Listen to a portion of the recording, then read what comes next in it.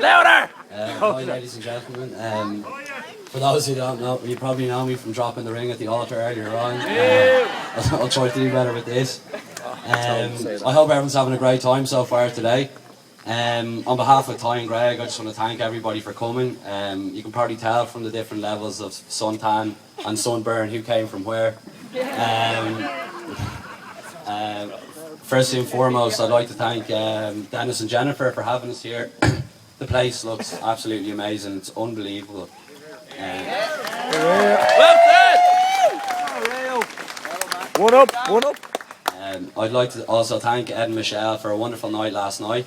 I really enjoyed it, and it was great to sort of meet everybody for the first time. And I hope we all gave a great impression of ourselves. As well, I'd like to thank all the bridesmaids. They look gorgeous and they were a great help to Ty today. And I'm similar with the ushers as well, they were a great help. Yeah! Yeah! I think you'll all agree with me when I say that Ty looked absolutely beautiful today. Stunning! Absolutely stunning. Stunning! And Greg looked perfectly adequate.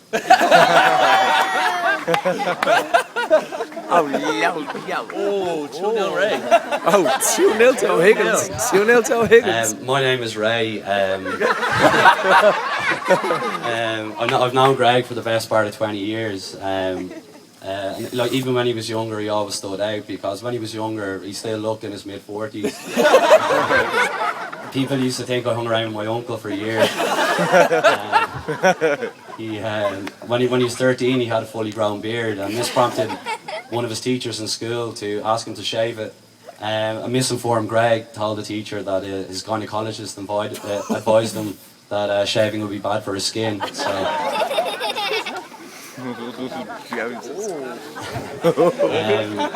Controversial. Myself and Greg actually didn't get off on the best foot. And the first time I met Greg, he actually took it upon himself to call to my house and tell my parents that I'd thrown snowballs at another child's house. I was guilty, sure, but I never appreciated the sentiment, and it took us a while to get past that. But it's for that reason and many other reasons that Greg's nickname back in Ireland is the Thorn. He always makes your life that little bit harder, whether intentionally or unintentionally.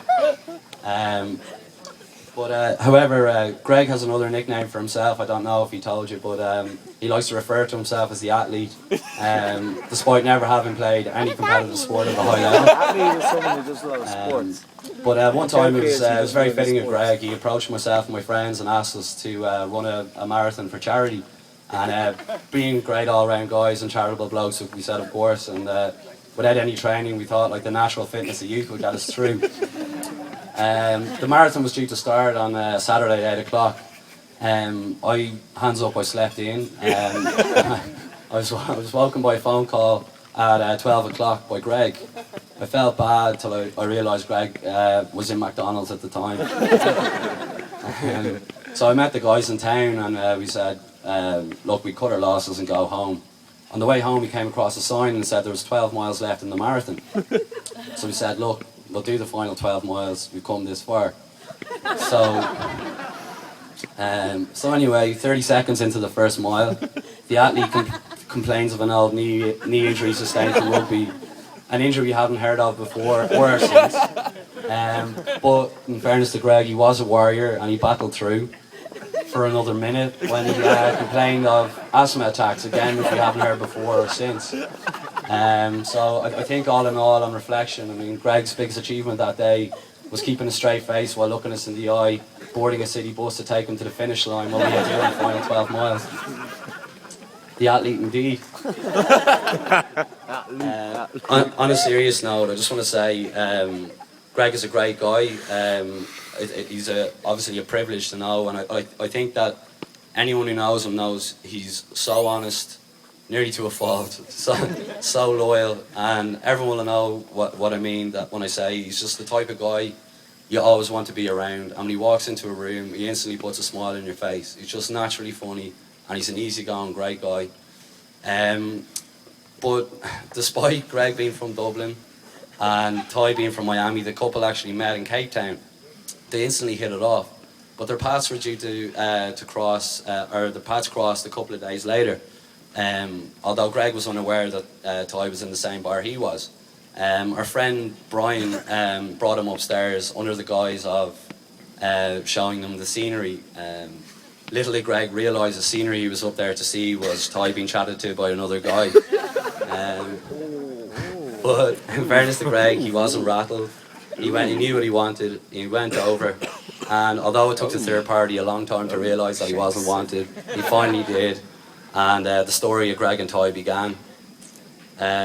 It's a story that survived 3 harsh Irish winters, one burnt Thanksgiving turkey, and Greg's aggressive hair loss.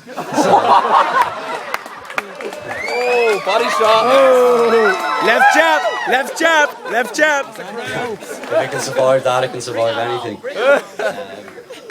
If you don't mind now, I'd just like to read 1 or 2 messages from just loved ones that couldn't be here today, so they asked me to pass on their sentiments to Greg.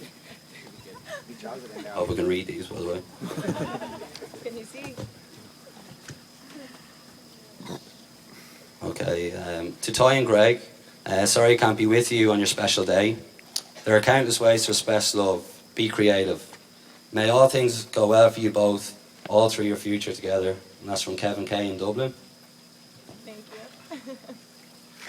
Just Kevin.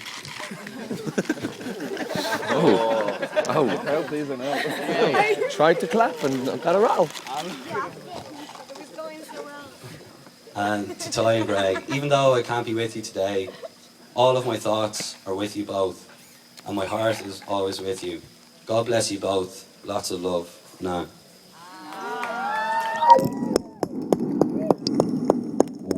Also, I'd like to give a mention. I was actually joint best man with guy Joe McGarren, but he selfishly had twins about a month ago, so he couldn't make it, which was great news for the buffet staff. But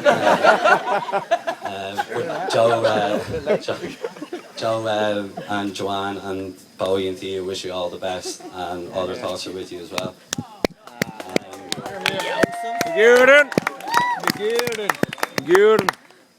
Finally, I just want to say that personally, I think the two of you are a great couple.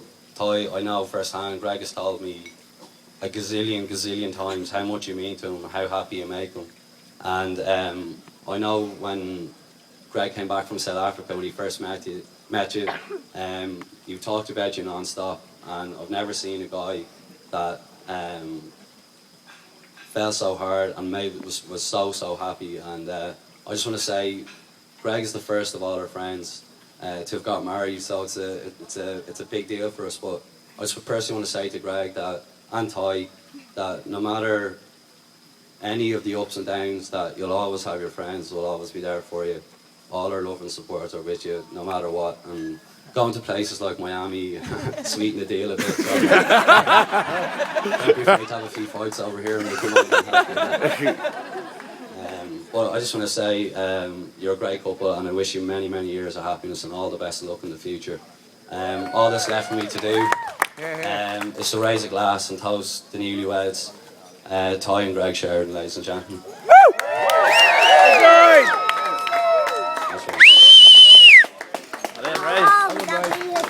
Good job, Ray. Let's hear it for Rachel too. Hey, going! Hey, going! Call him Seamus. Seamus! Absolutely! Alright, in just a few moments we're going to have some live music, a DJ, and some words from Ty's father, Dennis. Sit tight. Give him that.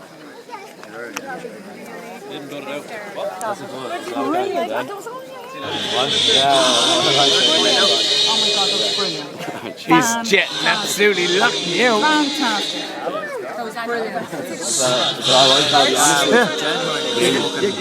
Can we get a photo? You can let your hair down now. Or lack off. Or lack off. Is it okay?